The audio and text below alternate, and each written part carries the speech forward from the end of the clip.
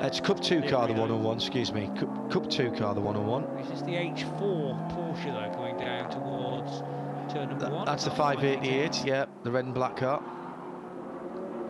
No, it's 138. Ah, well, that's the SP8 leader in 14th position. So where's the Ferrari compared to that? And I'm meaning the Ferrari 458. So that was a battle for position on track, Johnny, but not in class. So that was the battle for 14th position, which has just gone the way of the 101 car.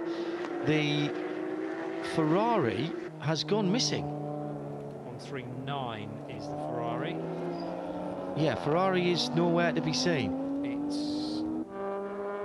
It's not completed its 19th lap yet, has it? So it's had an incident. I haven't seen that on the ticket. Okay. Well, it got through the Grand Prix track, and then it may have turned right, of course, and not gone onto the Nordschleife at all. So that was a shame. That was leading its class. Well, it was having a race-long dice with that black and red Porsche. That's why I was asking. As soon as I saw the Porsche, I thought the Ferrari's got to be close by, but it's dropped out of the race, sadly. Code 60s are removed, so that gives the opportunity for the 12 car to make a bit of time up here. 2:03.6 was the gap across the line. And it's done that. It's gained. Yeah, that's the danger, isn't it? That's the danger. 30 seconds back of the 2 minutes that it trailed. So now does the Ferrari want to back off and make sure that this is the end of the race at lap 26, or is it just safer to do another circuit? Waiting for the, well, not quite the Ferrari, because it's still somewhere in the 4th sector. 4 minutes, 20 seconds to go. VLN 3, RadioLeMans.com, John Hindhaugh, Johnny Palmer, bit of dust being kicked up there at the latter portion of the Hudson back, but can't see a car off the track. I think it was just someone running a bit wide in that last zigzag section before they re-emerge out into the deep compression, the left-hander, and then head towards the main road that heads underneath the track, so that they climb over on towards Flugplatz, over the road bridge, then through the double right-hander, on the risk of the car leaving the ground on all 4 wheels over Flugplatz itself, and then that plunge down towards Arenberg, which is the right-hander underneath the bridge. Squeal of tyres in the background, someone having half a moment into Tiergarten. But, half a moment. Well, I didn't hear a clang of Armco barrier, so it wasn't a full moment for me. Okay, yeah, I like that. Normally you hear squeal and then bang, and there's a car that's not very straight anymore. Sounds like that one got through. Only 3 more minutes to go. And which Porsche is this coming through Tiergarten at top speed? It's one of the Cup cars. 105. Car 105 is a Cup 2 car. 5th in that class. The fabulously named Lorenzo Rocco di Torrepadula. Nice pronunciation.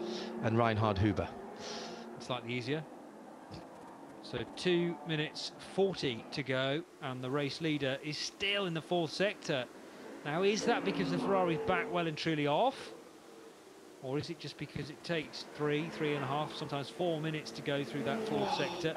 Still waiting for the Ferrari to pop into sight at the start of the long straight. It's going to do that any moment now, having come through the Kleine Carousel, and there it is, coming down the Dottinger Höhe, and there are 2 minutes to go. It's going to have to be one more lap, I think. Lift off, mate. I'm telling you. 2 minutes. All he needs is one slow zone in front of him, and then that clears in the minute or so that he's got, and they're going to be racing for the last lap. Under 2 minutes to go. Well, Georg Weiss still appears to have the right foot planted to the boards there. No hint of a lift. They sent him out and said, you've got 3 laps to win the race. And that's what he's going to do. He's going to cross the line. There will be another lap of this race. Slows down. He's very careful passing one of the Z4s. That was very sensible there. Did not make the move until he was absolutely certain in Tiergarten that the car around him was aware. So he crosses the line now. That lap, the end of lap number 26, was a 9 minutes 10. 9 minutes 10. Okay. Now, what is the lap time for the 12 car? It's got, I reckon he's under 90 seconds behind now. Yeah. Well, because of all that ground gain through the second sector when the yellows were out for Georg Weiss and they were in on the for Mathieu Jaminet. On the dot to go now for the second place car. Is it still about 2 minutes? Yes, it is. That's right. That is the car, and it's gained 3 seconds through sector 4. So Mathieu Jaminet giving it all he's got here. No criticisms at all. No. To the young Frenchman. I can't see what they could have done different, to be honest, Johnny. They played the strategy game differently. They had their shorter stint earlier in the race. What that meant was, of course, that they didn't get the benefit of the timed pit stop at the end, and that may have just cost them. That all of their stops were done at the mandated periods in the pit lane, and that may have just cost them it's going to be about a minute, I reckon, at the end. He goes across with 2 seconds remaining. So we are now on overtime. Yep. And no sign of a checkered flag yet. So those that on the collective at RSL_studio to suggest the checkered flag came out as the lead across the line. Bang on the money there. The Ferrari with its Rinaldi Racing backing, looking very, very smart, and first Italian win at the Nordschleife for a good long time, we reckon, because Ferrari, I don't think have ever been victorious in the 24 hours. Now, what the leaders have got to be very careful about on the Nordschleife is people who have already decided that this is their last lap, because they won't be expecting to see the leaders coming up at them like the clappers. So they're now nursing cars home. They're taking it easy, and they won't be expecting to have to do another lap. And we might see a little bit of slowing down and queuing up on the Dot de Gahur. Yeah. And that might be a big problem. It's more likely to be a problem for the 12 than it is for the 22, because the 22 was just a bit further along the road. Yeah, true. And people that may think they've already seen the checkered flag, or their positions are locked in because their laps down, might be well and truly backing off. Is a good point. Only 12 seconds between second and third. The Schmidt-Ammermuller Land Motorsport car chasing down the Renault RS01. And that was courtesy of an 822 against an 840 last time around in favour of the Audi. So Land, after a fumbled final stop, again are in the hunt for an overall podium. They're solidly set for third place on the SP9 podium, Johnny, but they will be wanting to fight back and get that overall podium spot from the interloper, from that pesky Renault. They know all about fights back now, don't they? They've got that in their mentality, I suppose. Never give up after what happened in the 24 hours. And even if you think the fat lady is starting to warm up ahead of the grandstand finish, she's barely gargling yet. Well, indeed, anything could happen on this final lap. And check your sector times, how we're doing. 22 and 12, not with the ability to see them. A minute and 8, a minute and 7 for the first sector. So no difference. A minute and 8 for 22 and 12 through the second sector. Late fueling here for the 170 car, which is the, if you like, guest entry in SPX. That car really should be in GT4 and SP10, but it's going to go back in the garage. Oh dear. So is that just a decision by Montai to retire the car earlier than normal? As we know, it's an SPX car really trying to progress the customer car and be in the mindset to sell it on in the future to customer teams that want to run it in SP10. So they may have done all the development work that is required today. 802, one of the 2 Matilda Golfs. Heck of a battle, by the way, in the V4 class. 490 and 492 are within the same 10th of a second as they crossed the line last time. That's 490 and 492, according to the ticker. But TCR at the moment looks like it's going to be won by the Seat Sport Leon. Wow, that's a shocker. That car's only done 2 stops, but they've made it last on the pits. And yeah, it's on to surely into its final stint now. And Cup 5, 691 and 694 continue their battles for the best of the BMW M235s in their class. They're pretty close together as well. Well, what a great tactical race this has been, Johnny. If this plays out for the 22 Rinaldi Racing, Monschau, Wochenspiegel, Ferrari, we're going back to well, when did we say it was? 11? Yes. That we last saw a Ferrari win? I think that's right. Just wonder whether Steve Smith and Randy Walls biting their nails a little bit on this final lap, because they're having to check their car through the various split times with no video coverage on the main Nordschleife this weekend. By the way, talking about the 820 leading TCR, the top 3 are within 10 seconds there, and that's all 3 Volkswagen Group VAG products, Volkswagen AG products, Seat, Volkswagen and Audi RS3. Surely we should have a Skoda in there as well at some stage.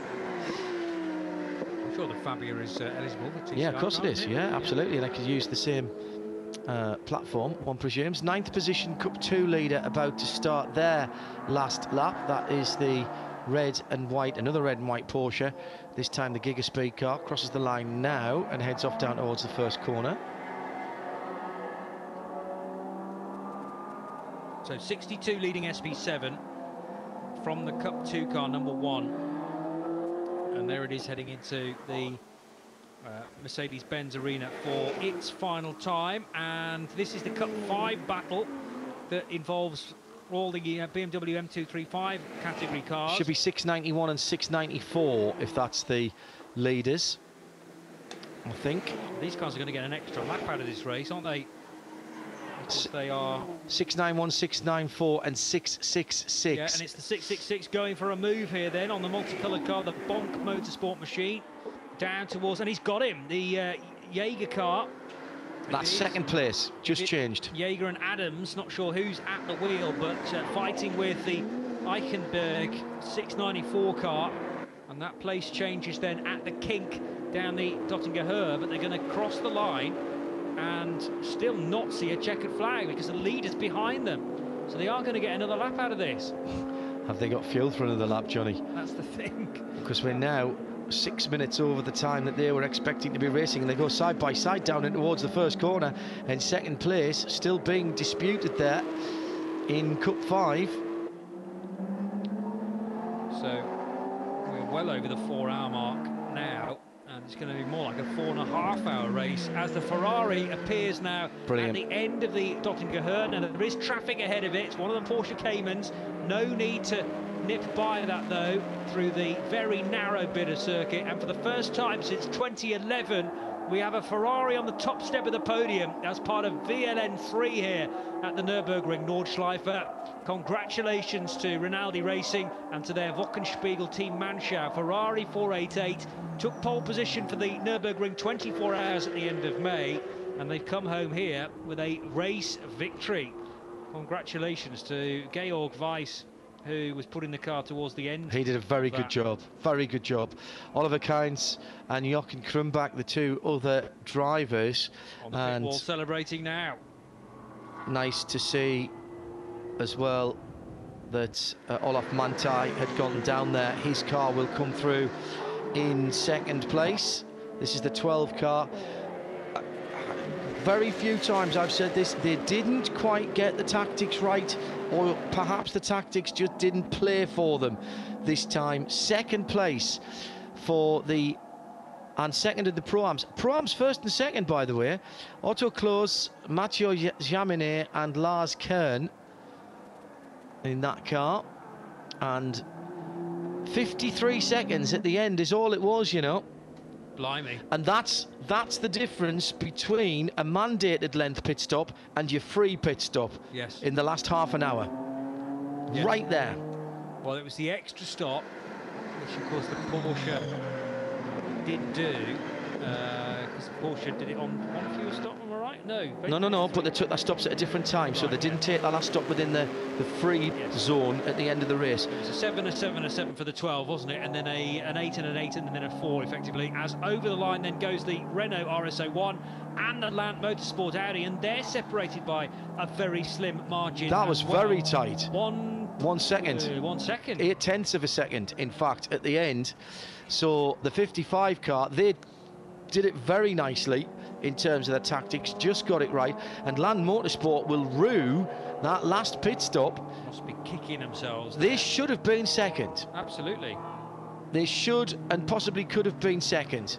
1:41 off the leader, so that's what, 50 seconds away from second. And you've got to think they lost all of that, at least in that last pit stop when the car wouldn't restart. Certainly lost a good half minute, maybe 45 seconds. It would have been touch and go to see whether they could have sneaked into second position, but certainly they will have been kicking themselves not to have got the overall podium. Car 59 home and dry. Steve Smith, Randy Walls and Sven Muller finishing 5th in the overall standings, 4th place in SP9. Paul sitting car, very quick over one lap with Sven Muller. Pick off some of the other class leaders. The 62, as long as it finishes this last lap, will finish at the head of SP7. Great strategy from those guys, because that car has only pitted twice. Yeah, they've worked it perfectly as well. In H4, the 588, I saw that car going through. That's the black and red Porsche. That finished 11th overall. SP8 will go to the Porsche GT3 Cup Manthey Racing edition, the 138, in 15th position. Haven't seen that car go through yet, so there's the second in SP8. Damaged Toyota GT86. That's the Miltech car. About to come over the line to complete its race, with another 86 very close by, but those positions are not going to change by the flag. Just some other leaders. We've still got the TCR battle, first, second and third, separated by 8 seconds. And there's a Honda going slowly. Right, that's not going to affect it.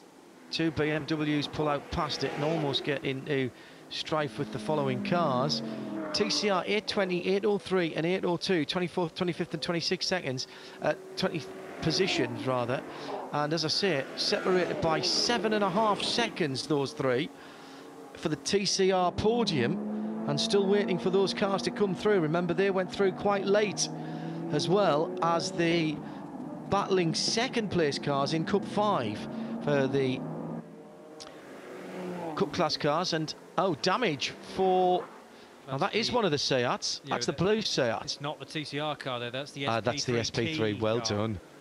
And yeah, you're right, it's been damaged on the front left corner. However, I don't think we ever saw the return to the race for the Audi TTRS. No, I agree with that. So that Seat should still win its class. Georg Weiss out of his car and looking remarkably fresh, did the 3-lap sprint to the end and did it well.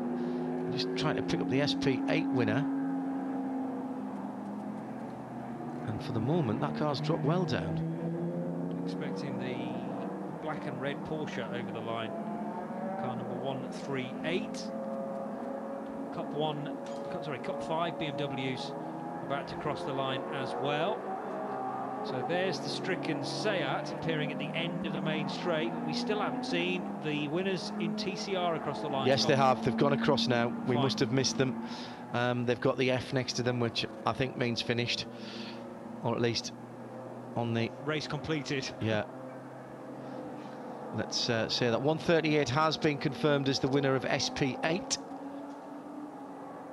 But the Cup 5 guys, I just wonder how many of those BMW 235Is are going to appear at the end of the lap, because it's getting close, because the guys who were leading the 818 have had a slow lap, and I wonder if they're caught up in other traffic that's going slowly. That car still hasn't come across the line, the Cup 5 691 leader, and then it's the 666 and the 694.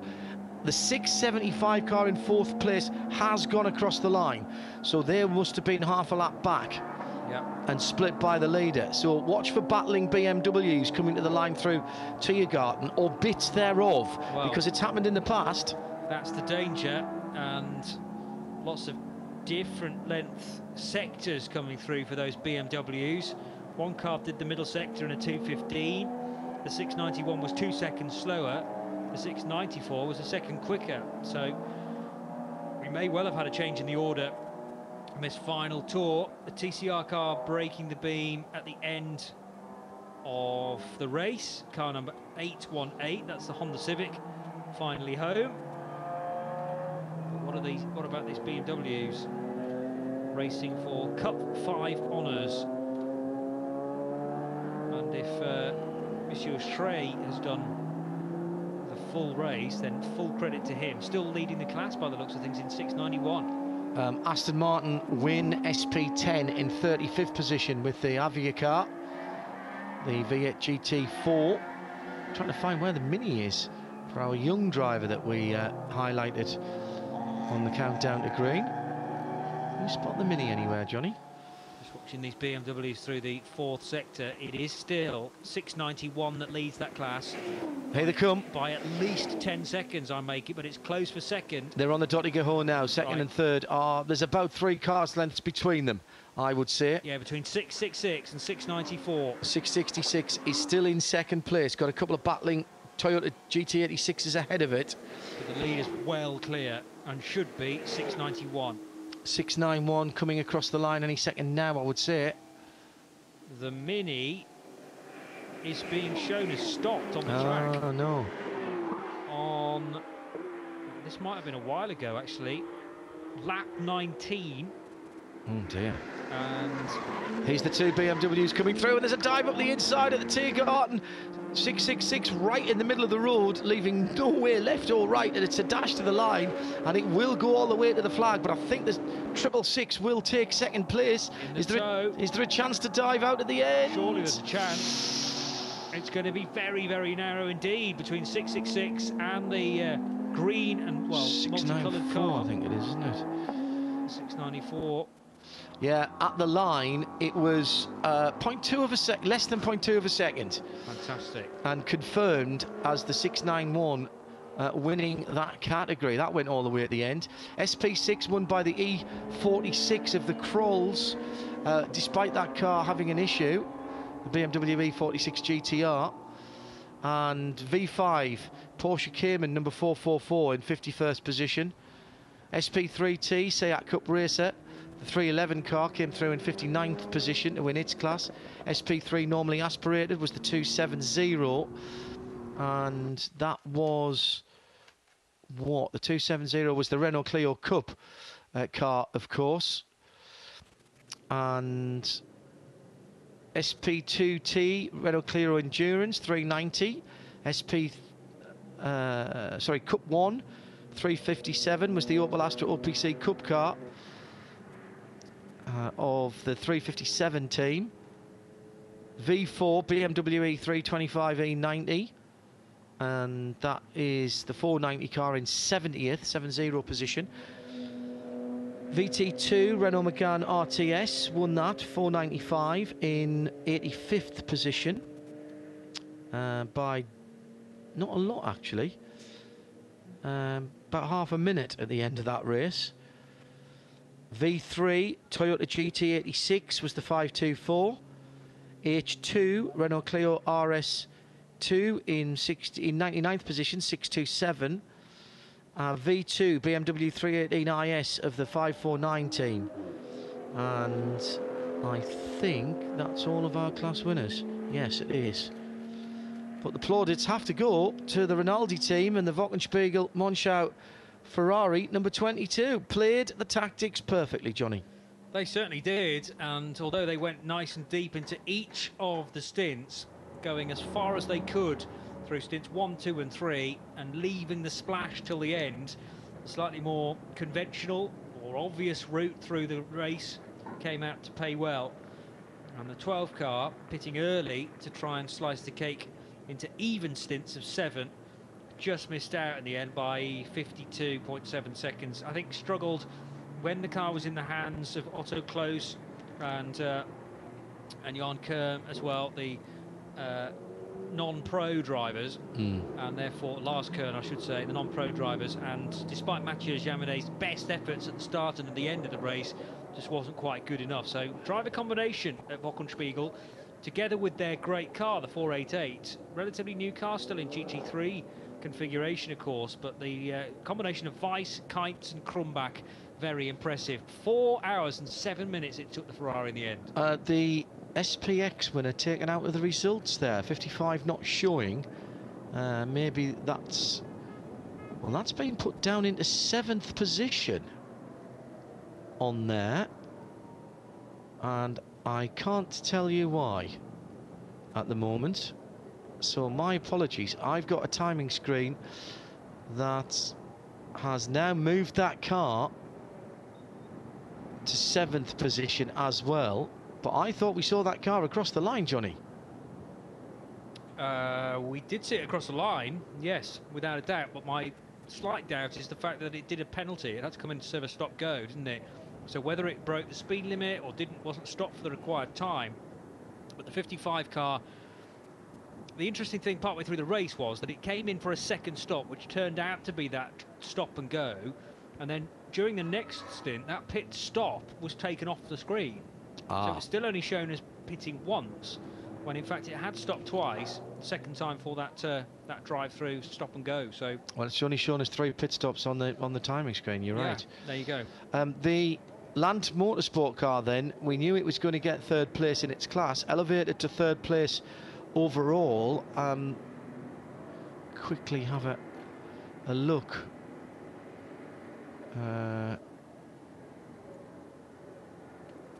Let's see if I can. And does that mean was the Land car a Pro-Am? No, it wasn't, was it? The Land car was not a Pro-Am, correct? So that was the first of the Pro cars then? Yes, it was going to be the 55, but now the 55's been docked places by the looks of things, or given extra time to its race time. But yes, I suppose you could argue the Renault's not strictly an SP9 car per se, so the best finishing SP9 car with a all-pro lineup was the 28, which from the corrected times will sneak onto the podium. Second victory for Ferrari, first overall victory for Georg Weiss. Jochen Krumbach, 4th victory, 3rd for Oliver Kynes in the winning car.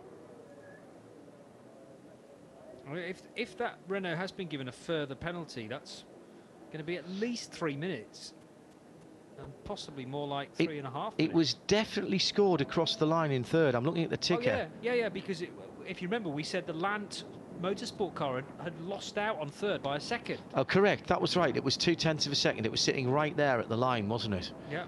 They were that close together, and the 55 has been given an extra penalty according to our timing screen, and that takes it back to, well, not even 4th. They haven't just switched the positions, they've dropped it way back to 7th position and added over 3 minutes to its race time.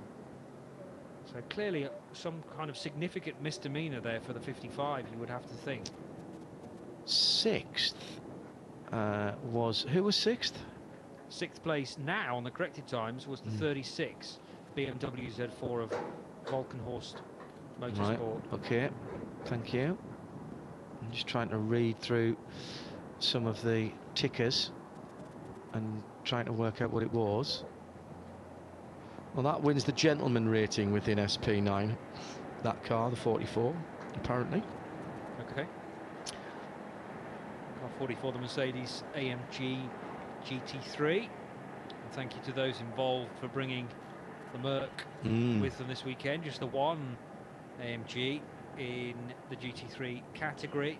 It's Klaus Landgraf and Markus Schmickler, Stefan Schmickler and Kai Riemer. Right, I've 45 seconds of a penalty for the 55 car. but I don't understand what they got it for. Nothing to tell us what it was for. 45 seconds would only have taken them to 4th or 5th. Well, it's been dropped to 7th, and I remember that the Renault crossed the line trailing the leader by about 1:40. Well, it was right with the Land car. The Land car was 2/10 behind it. Yeah, well, there you go. Well, there's a good yardstick. So add 45 seconds from the Land car. And that would take you to 2 minutes and 25, 2:25. So it should have been put down to 5th, but it's dropped down to 7th because they've added something like 3 minutes to the time. And that's what I'm scratching my head about. All will come out of the wash, I'm sure. The Renault RS01, we presume, did its first stop too quickly, had to come in to serve a stop-go penalty.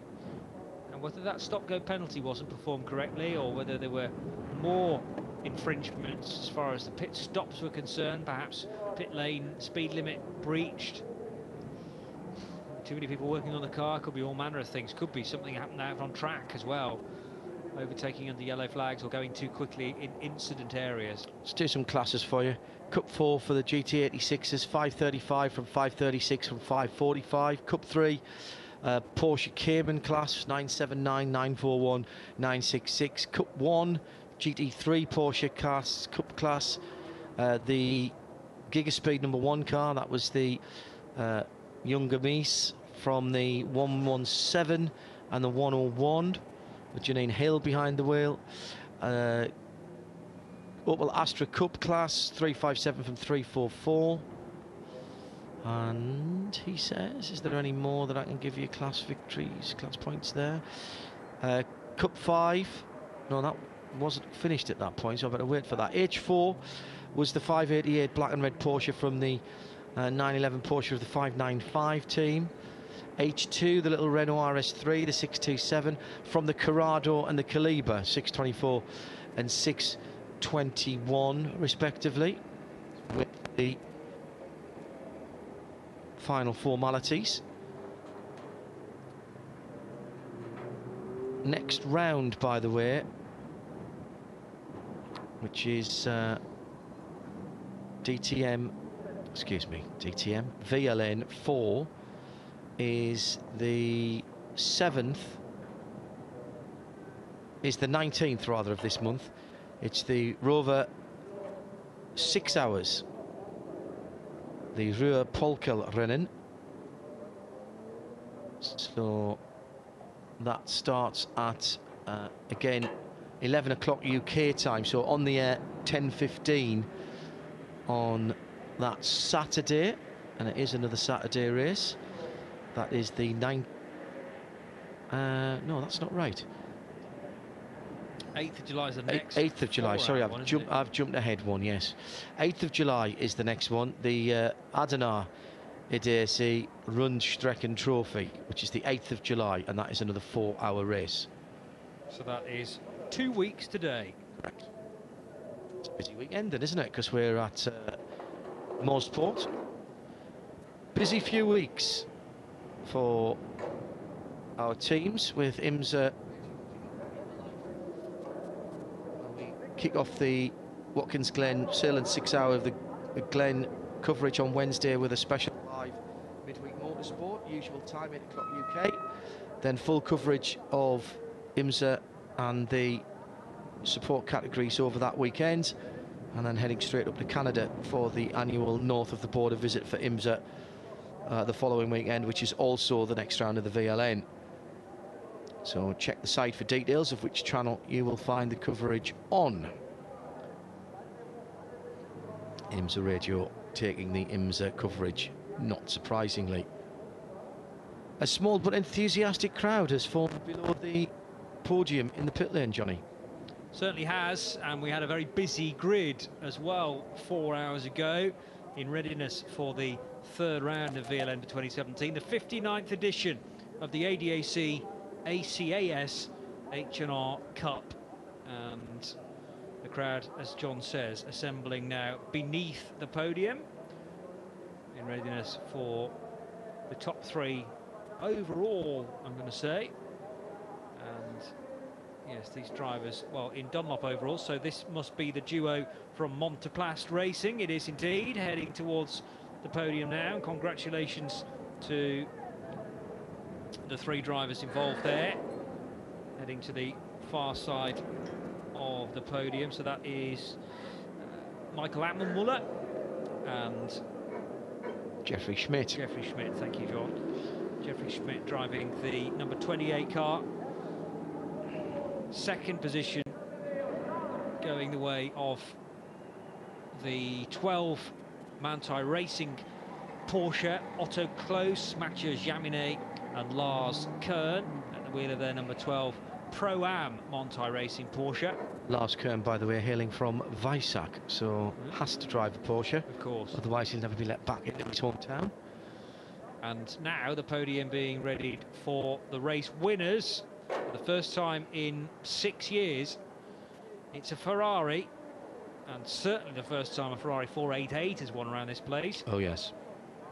So well done to the drivers of number 22, the Wochenspiegel Team Manschau Ferrari 488 GT3, the Mendig-based team. Georg Weiss, Oliver Kainz and Jochen Krumbach head to the podium, waving to the crowds below, and they'll head to the centre step of the podium. 3 wraparound garlands. Proper old-fashioned golden garlands with the colours nice. of the German flag on them. And congratulations to Rinaldi Racing. Long time since we've used those words, and they will be delighted about that. And now the national anthem of the winning team.